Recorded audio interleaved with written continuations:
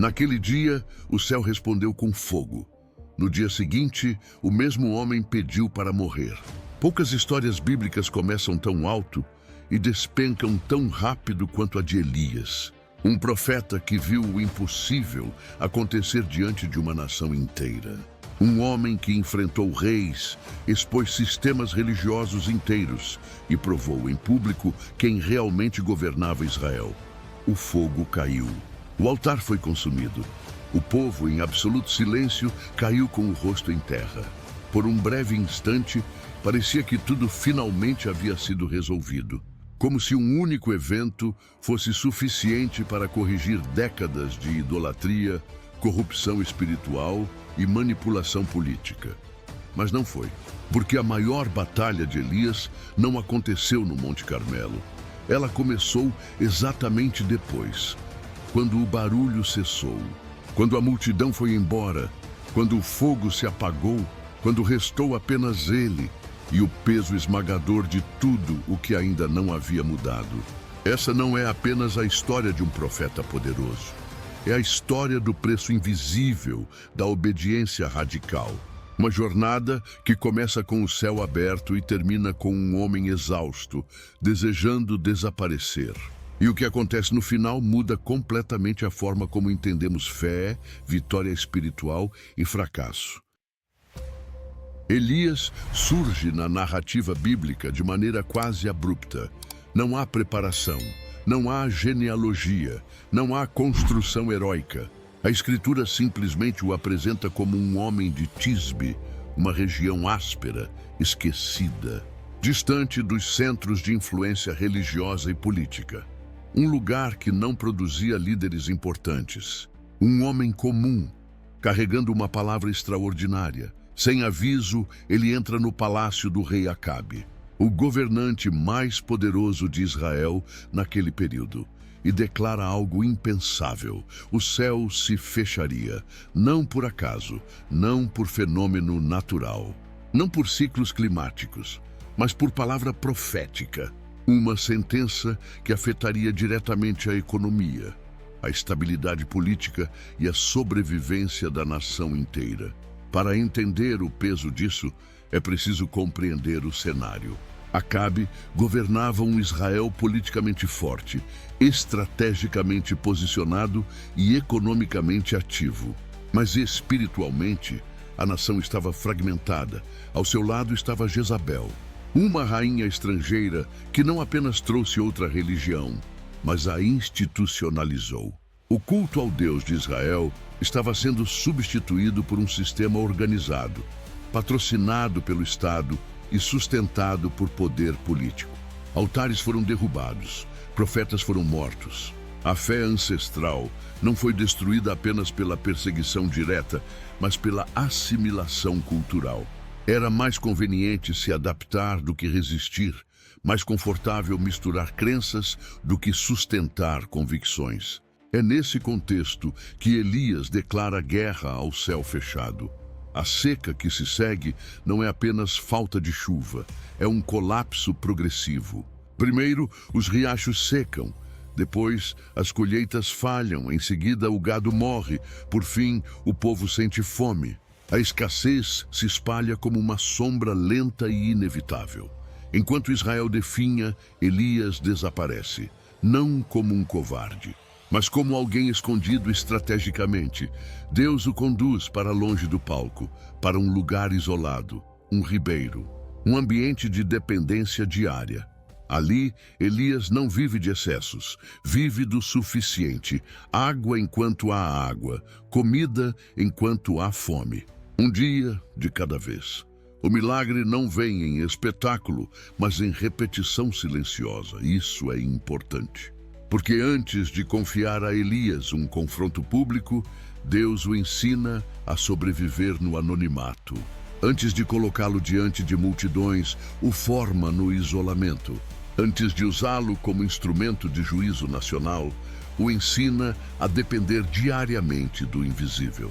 Quando o ribeiro seca, Elias não recebe explicações longas, apenas uma nova direção. Ele é enviado ao lugar mais improvável possível. Território inimigo, terra associada à rainha que deseja sua morte. Ali, uma viúva, à beira do colapso, se torna instrumento de um milagre cotidiano. Não um milagre que impressiona multidões, mas um que sustenta vidas comuns. Farinha que não acaba, azeite que não se esgota, dia após dia, sem espetáculo, sem aplausos. Apenas sobrevivência. E algo começa a se formar silenciosamente dentro de Elias. Ele vê Deus agir em escalas diferentes. Do fechamento do céu ao sustento doméstico, do juízo nacional ao pão diário.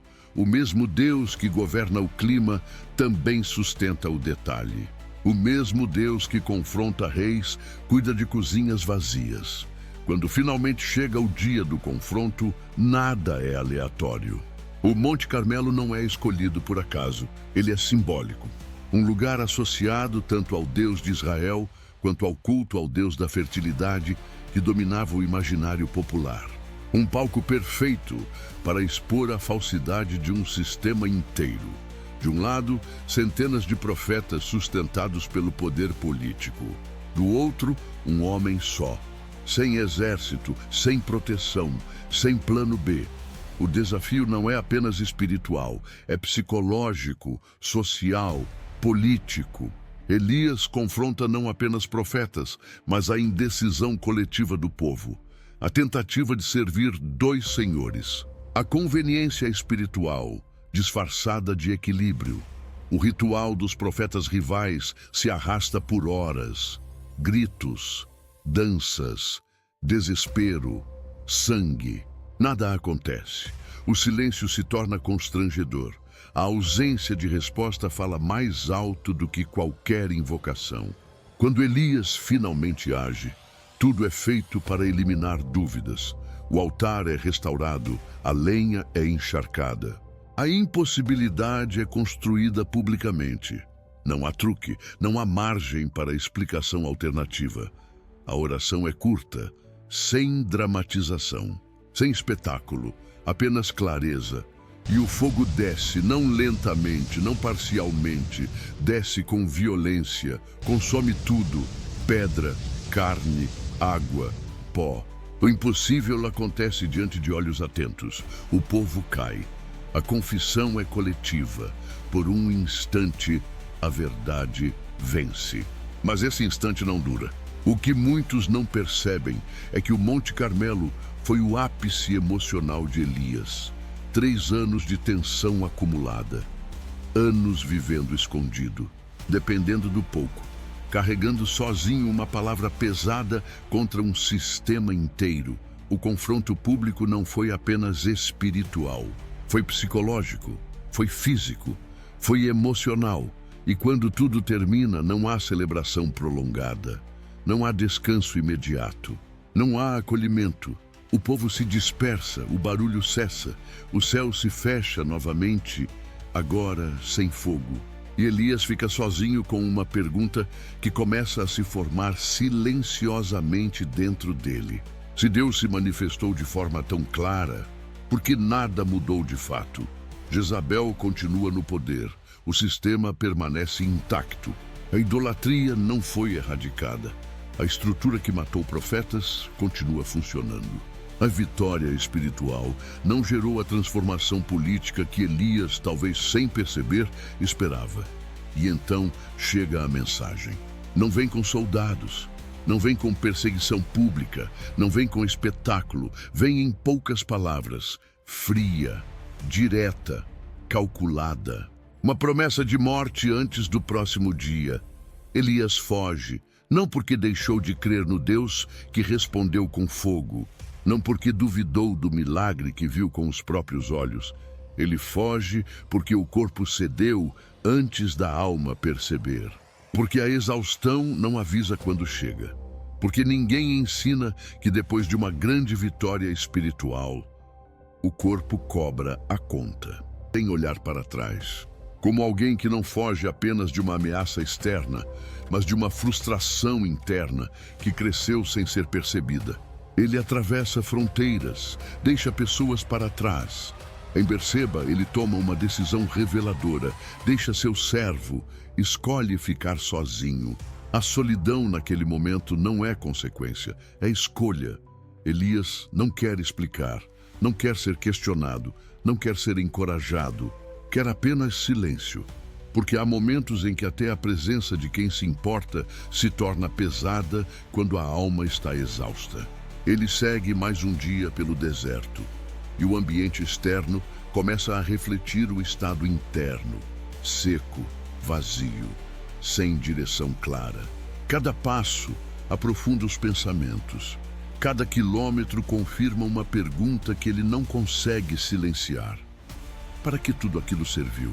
3 anos de seca, risco constante, fome, perseguição, um confronto histórico, fogo do céu, e no fim, nada mudou do jeito que ele esperava.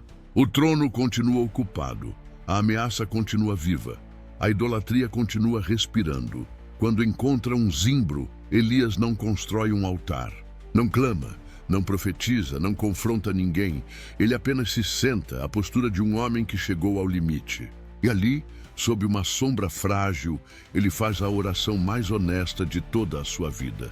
Ele não pede vingança, não pede justiça, não pede força.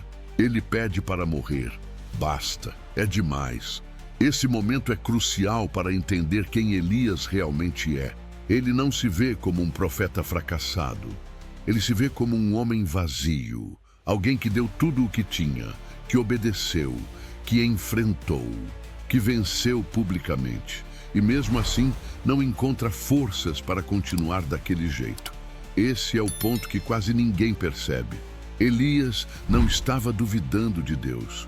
Ele estava cansado de si mesmo, cansado de lutar, cansado de esperar mudanças que não vinham.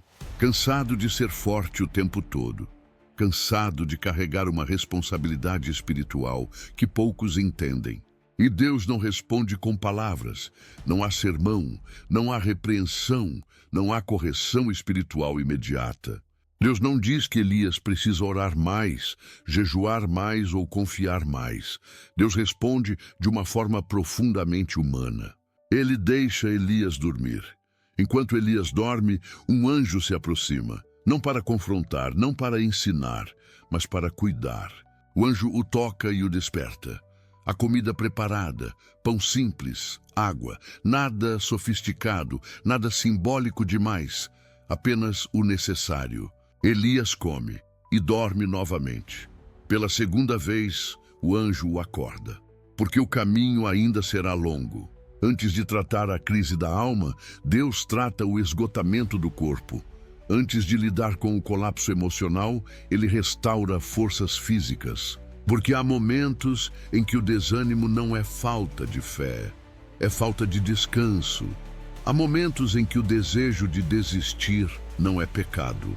É esgotamento acumulado ao longo de anos. Fortalecido por aquela comida simples, Elias caminha, não por um dia, não por uma semana. 40 dias e 40 noites, uma jornada longa, silenciosa, até Horebe, o mesmo monte onde Deus falou com Moisés, onde alianças foram estabelecidas, um lugar carregado de memória espiritual. Ali, Elias entra numa caverna, um lugar de abrigo, mas também de isolamento. E ali, pela primeira vez desde o Carmelo, Deus faz uma pergunta, não uma acusação, não uma ordem, uma pergunta. O que você faz aqui, Elias? A pergunta não é geográfica, é existencial. O que você faz aqui, Elias? A pergunta ecoa dentro da caverna como algo que não exige resposta rápida. Não é cobrança, não é ironia, é um convite à revelação.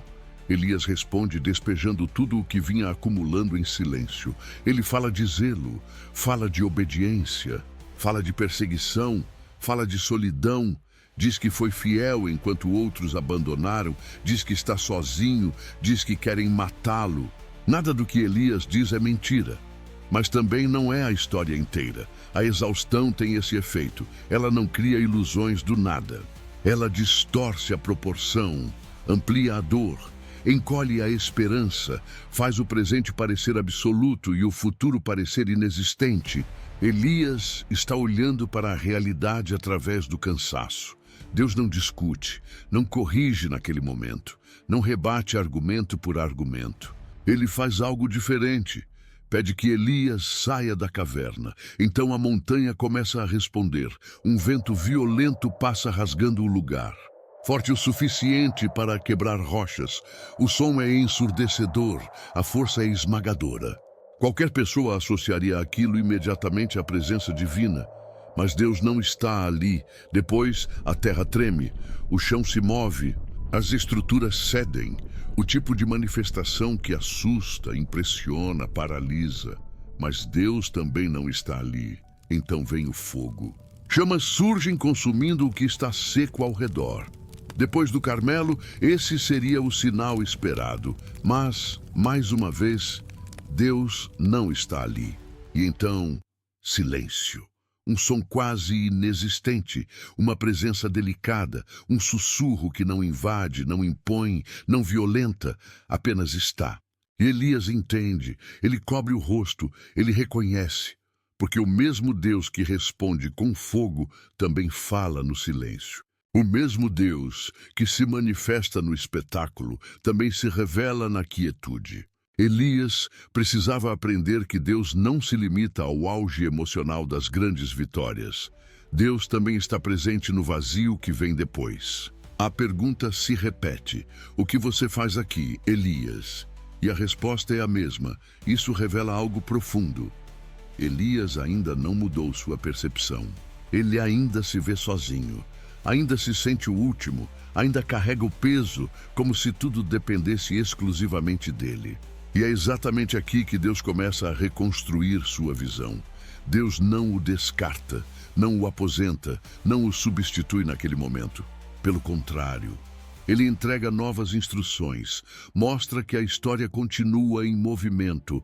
Reis ainda serão ungidos, sistemas ainda cairão.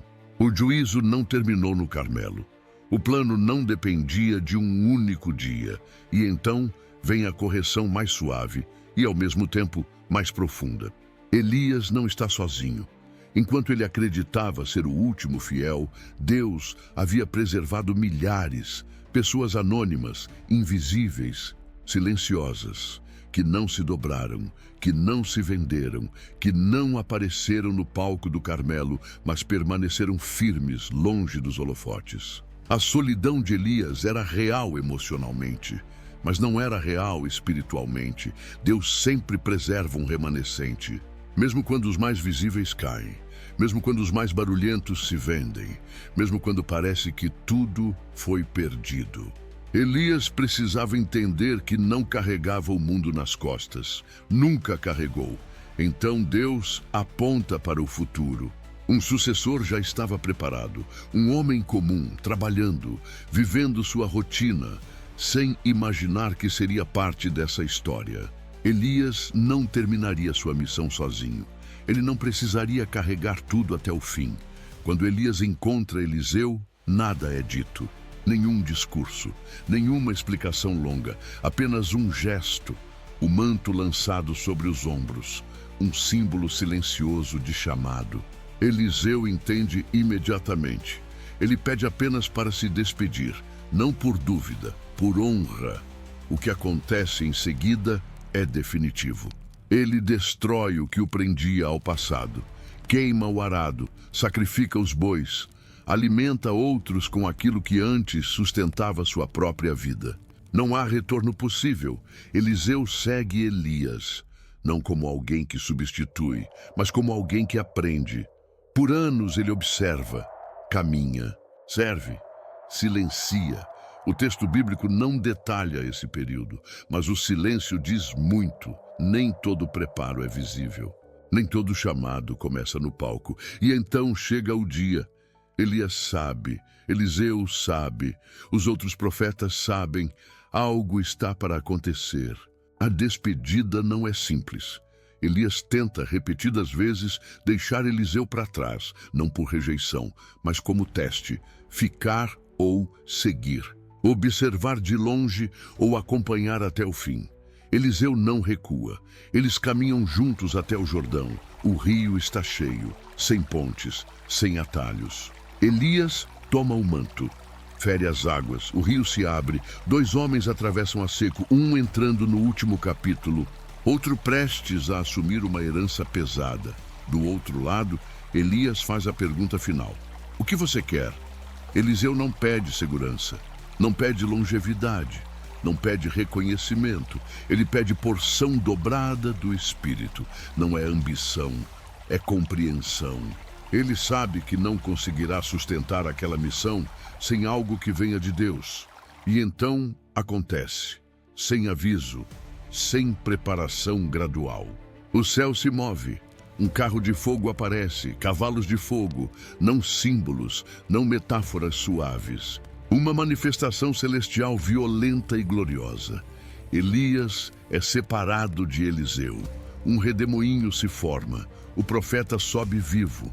Não há morte, não há corpo, não há sepultura. O manto cai. Eliseu o segura. O choro vem, não apenas de perda, mas de responsabilidade. Quando Eliseu retorna ao Jordão e as águas se abrem novamente, fica claro, a missão continua. O fogo não terminou no Carmelo. O Espírito não morreu com Elias, mas a pergunta permanece: por que Elias? Talvez porque sua história precisava mostrar que fé extrema não elimina fragilidade humana, que grandes vitórias não anulam cansaço profundo, que o Deus do fogo também cuida no silêncio, que o céu pode responder com poder, mas o corpo ainda precisa descansar. Elias não foi levado por ser perfeito, foi levado apesar de ser humano, e talvez essa seja a parte mais desconfortável da história.